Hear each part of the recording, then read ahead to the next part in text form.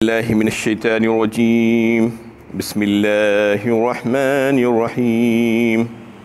قل من بیدہ ملکوت کل شیء وہو یجیر ولا یجار علیہ ان کنتم تعلمون۔ کہیے کائنات ارضی و سماوی کے ذرہ ذرے کی فرمان روائی کس کی قبضہ قدرت میں ہے، اور وہی پناہ دیتا ہے، اس کے مقابل اس کے عذاب سے کوئی پناہ نہیں دے سکتا۔ اگر تم جانتے ہو تو اس کا جواب دو۔ سَيَقُولُونَ لِلَّهِ قُلْ فَأَنَّىٰ تُسْحَرُونَ، وہ بول اٹھیں گے سب کچھ اللہ ہی کا ہے اور اسی کے اختیار میں ہے، کہیے پھر کس چیز نے تمہیں مسحور کر دیا ہے۔ یہ سورہ مومنون کی 87 نمبر کی آیت ہے، 87 نمبر کی۔ اس میں اللہ تعالیٰ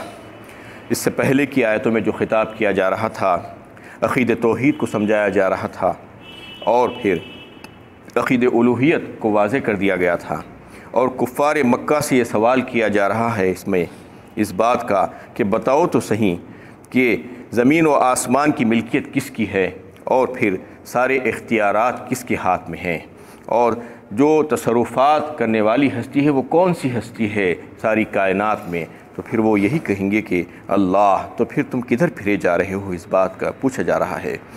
اور اس میں جو ہے سورہ یونس میں بھی اس بات کا اشارہ کیا گیا تھا کہ اگر اللہ تعالیٰ وَإِن يَمْسَسْكَ اللَّهُ بِضُرٍّ فَلَا كَاشِفَ لَهُ إِلَّا هُوَ وَإِن يُرِدْكَ بِخَيْرٍ فَلَا رَادَّ لِفَضْلِهِ يُصِيبُ بِهِ مَن يَشَاءُ مِنْ عِبَادِهِ، یعنی اللہ تعالیٰ اگر کسی کو کوئی نقصان پہنچانا چاہے تو اس کو اس سے بچانے والا کون ہے بتاؤ تو صحیح، اور اگر اس کے برخلاف اللہ تعالیٰ کسی کو اپنی پناہ میں لے لے اور اس کے ساتھ خیر کا معاملہ کرنا چاہے تو وہ خیر کو کون چھین سکتا ہے، اس کی پناہ کو کون چھین سکتا ہے؟ کس میں یہ طاقت ہے کہ اس کی پناہ سے اس کو حاصل کر لے؟ اللہ تعالیٰ ہی ہے جو تمام کائنات کا مالک ہے، اور سارے اختیارات سارے تصرفات اسی کے ہاتھ میں ہیں۔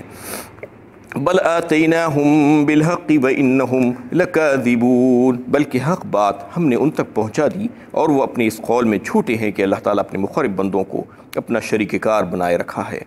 یہاں تک جو بات ہوئی اس میں یہ بات اچھی طریقے سے سمجھا دی گئی، اور یہ بات کو پیش کر دیا گیا کہ یہی حق ہے کہ ساری کائنات کے مالک، ارض و سما کے مالک، اور ان کے درمیان جو کچھ بھی ہے اس کے مالک اور خالق یہی ہیں، اللہ تعالیٰ ہی ہیں۔ اس کے باوجود اگر کوئی نہیں سمجھ رہے ہیں تو یہ ان کی ضد اور ہٹ درمی ہے، ان کے پاس اس کی کوئی دلیل نہیں ہے کہ اللہ کے سوا اور بھی کوئی معبود ہے۔ جو بھی اللہ کے سوا جن معبودوں کی پرستش کرتے ہیں ان کے پاس اس کی کوئی دلیل نہیں ہے، بس یہ ضد اور ہٹ درمی کی وجہ سے یہ لوگ کر رہے ہیں، آبا پرستی کی وجہ سے یہ لوگ کر رہے ہیں، اور بن دیکھے اس قسم کی حرکتیں کر رہے ہیں وہ لوگ۔ مَتَّخَذَ اللَّهُ مِن وَلَدٍ وَمَا كَانَ مَعَهُ مِنْ إِلَٰهٍ إِذًا لذهب كل إله بما خلق ولعلى بعضهم على بعض سبحان الله عما يصفون۔ اللہ تعالیٰ نے کسی کو اپنا بیٹا بنا کر شریک کار نہیں بنایا، اور نہ اس کے ساتھ کوئی اور معبود ہو سکتا ہے۔ اگر ایسا ہوتا تو ہر معبود اپنی پیدا کی ہوئی مخلوق کو لے کر علیحدہ حکومت قائم کر لیتا اور وہ ایک دوسرے پر چڑھائی کرتے۔ سبحان اللہ عما یصفون، پاک ہے اللہ تعالیٰ ان باتوں سے جو اللہ کی طرف منسوب کی جاتی ہیں۔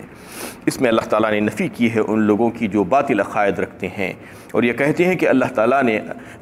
اپنے لیے ایک بیٹا بنا کر رکھا ہے۔ یہ بالکل غلط اور بے بنیاد بات ہے۔ اللہ تعالیٰ کا کوئی بیٹا نہیں ہے، اور نہ ہی اس کے ساتھ کوئی شریک کار ہے اس کی حکومت میں، اس کی سلطنت میں، اس کے کام کاج میں۔ یہ بات جو کہہ رہے ہیں وہ بالکل باطل اور غلط بات کر رہے ہیں۔ اگر ایسا ہوتا اللہ کے ساتھ کوئی اور بھی شریک ہوتا تو اللہ تعالیٰ فرما رہے ہیں کہ یہ تو جو ہے نا دنیا کا نظام بگڑ جاتا، اور اس کو سورہ انبیاء میں بھی اس بات کو اللہ تعالیٰ نے بتایا ہے کہ لو کان فیہما آلہۃ الا اللہ لفسدتا، یعنی اگر زمین و آسمان میں اللہ تعالیٰ کے سوا دوسرے اور بھی معبود ہوتے تو دونوں جہاں کا نظام بگڑ جاتا۔ لو کان معہ آلہۃ کما یقولون اذا لابتغوا الی ذی العرش سبیلا، سورہ بنی اسرائیل پارہ 15 میں بھی اللہ تعالیٰ نے کچھ الگ انداز میں اس کو بیان کیا ہے۔ اگر اللہ تعالیٰ کے ساتھ اور بھی معبود ہوتے جیسا کہ وہ لوگ کہتے ہیں تو وہ مالک عرش کے مقام پر پہنچنے کی کوشش کرتے۔ دنیا میں بھی آپ دیکھتے ہیں کہ دنیا میں بھی اگر دو بادشاہوں کو اگر جو حکومت مل جاتی ہے تو ایک دوسرے سے لڑتے ہیں، ایک دوسرے کے ساتھ جنگیں کرتے ہیں اور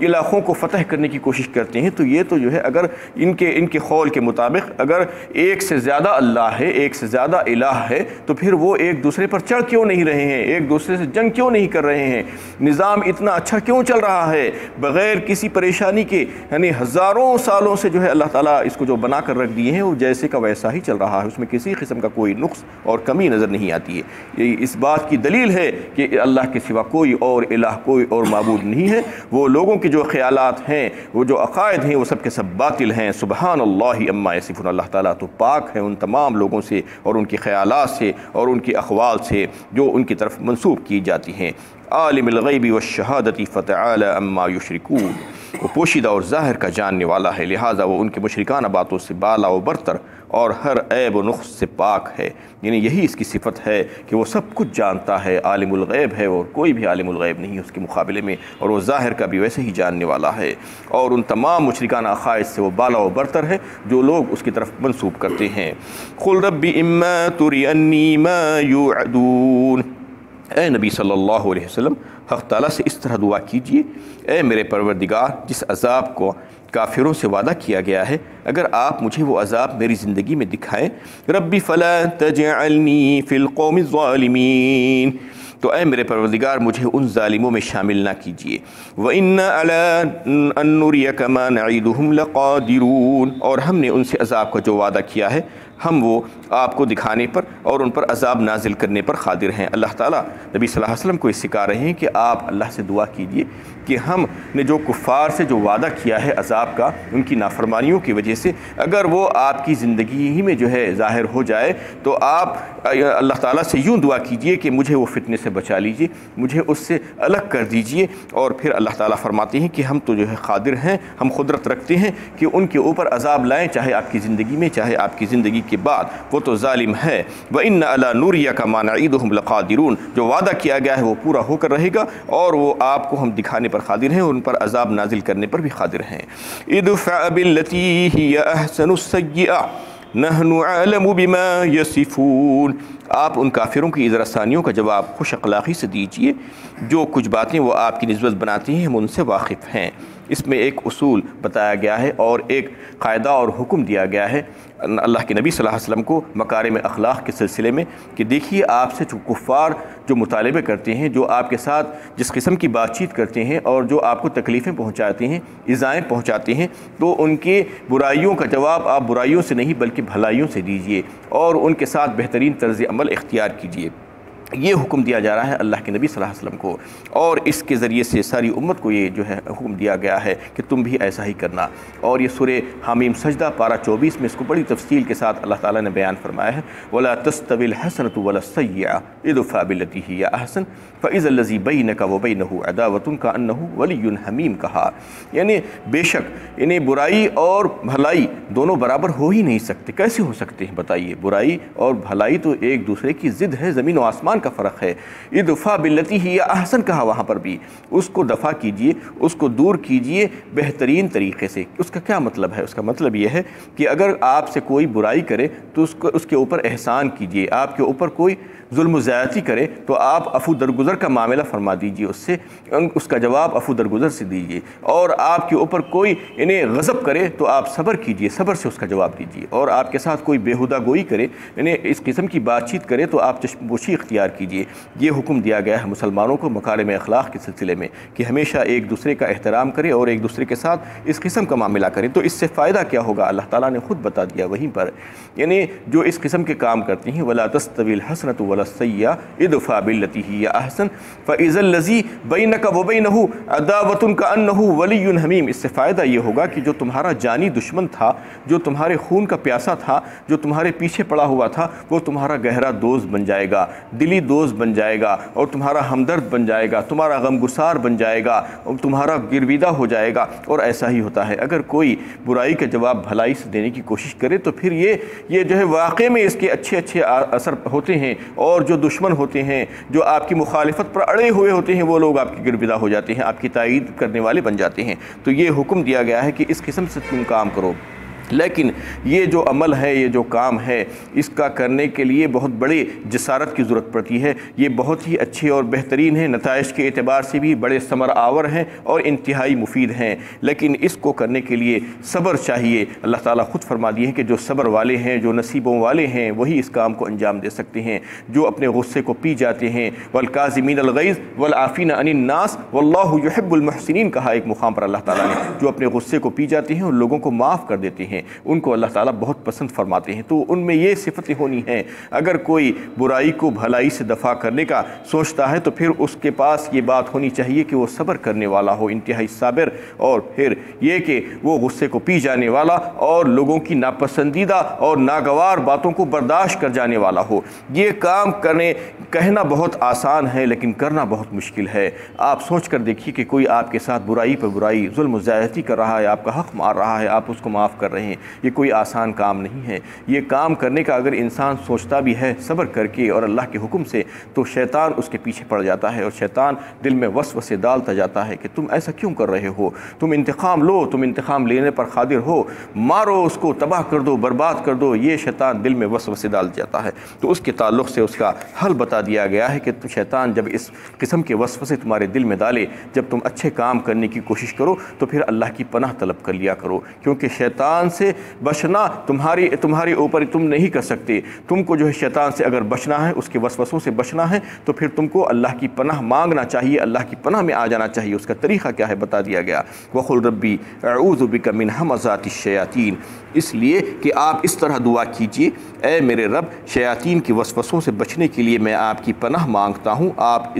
ان کے شر سے محفوظ رکھیے۔ وَأَعُوذُ بِكَ رَبِّ أَن يَحْضُرُونِ، او اے میرے پروردگار، میں اس شر سے بھی آپ کی پناہ مانگتا ہوں کہ وہ میرے پاس موجود ہو۔ یہ بہترین اور پیاری دعا اللہ تعالیٰ نے قرآن میں خود سکھا دی ہے کہ شیطان کے شر سے بچنے کی کیا تدبیر اختیار کرنی چاہیے اور اللہ تعالیٰ سے پناہ کیسی مانگنی چاہیے، کیونکہ شیطان تو چاہتا ہے کہ انسان لوگوں سے الجھ جائے اور لڑائی جھگڑا ہو جائے، طیش میں آ جائے، غصہ دلا کر نفس کو بے قابو کر کے جہالت میں لا کر ایسے بڑے بڑے نقصانات کروا دینا چاہتا ہے جس کا جو ہے اس کے بعد پھر کوئی انہیں واپسی نہیں ہو سکتی۔ ایسے نقصانات سے دوچار کر دینا چاہتا ہے انسان کو، تاکہ بعد میں پھر وہ پچھتاتا رہ جائے لیکن اس کی کوئی مواخذہ نہ ہو، انہیں کوئی واپسی نہ ہو اس کی۔ اس طریقے سے شیطان چاہتا ہے۔ اور ایک مسلم شریف کی بھی حدیث ہے، حضرت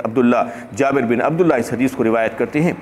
فرمایا رسول اللہ صلی اللہ علیہ وسلم نے کہ شیطان تمہارے ہر کام میں، ہر حال میں آتا ہے تمہارے پاس، اور تمہیں ہمیشہ برائیوں کی ترغیب دیتا ہے اور گناہ کرنے کی ترغیب دیتا ہے، تمہارے دل میں وسوسے ڈالتا رہتا ہے۔ تم اس سے پناہ، اللہ تعالیٰ سے پناہ چاہو اس کے مقابلے میں، اس کے وسوسوں سے۔ تو یہ دعا کر لیا کرو، یہ دعا سکھائی گئی، کیونکہ انسان جب غصے میں ہوتا ہے تو اس کا نفس بے قابو ہو جاتا ہے، وہ جذبات سے بھڑک اٹھتا ہے اور پھر لڑائی جھگڑا، اس کے بعد فساد اور غارت گری، اور پھر اس کے بعد دیکھیے کہ کیا حال ہوتا ہے کہ انسان پچھتاتا ہی رہ جاتا ہے۔ اس سے بچنے کے لیے اللہ تعالیٰ نے یہ دعا سکھلا دی ہے، لیکن اس کا مطلب یہ نہیں ہے کہ ہر ایک کو معاف کر دیا جائے، یعنی دنیا میں جو کوئی بھی آپ کے ساتھ زیادتی کر رہے ہیں اس کے ساتھ اس کو معافی کر دی جائے، بلکہ یہ ان لوگوں کے لیے ہے جن سے جو ہے گناہ ہو جاتا ہے، جن سے یعنی لغزش ہو جاتی ہے، جو بغیر سوچے سمجھے کہ کوئی ایسے کام کرتے ہیں جس سے آپ کو تکلیف پہنچ گئی اور آپ کو نقصان پہنچ گیا، لیکن جو لوگ باضابطہ طریقے سے، پری پلان طریقے سے مکر اور سازش کرتے ہیں لوگوں کے خلاف اور مجرمانہ سازشیں کرتے ہیں اور لوگوں کو تکلیفیں پہنچانے کے لیے، ان کا مال ہڑپ کرنے کے لیے، ان کو مار ڈالنے کے لیے، قتل و غارت گری کے لیے،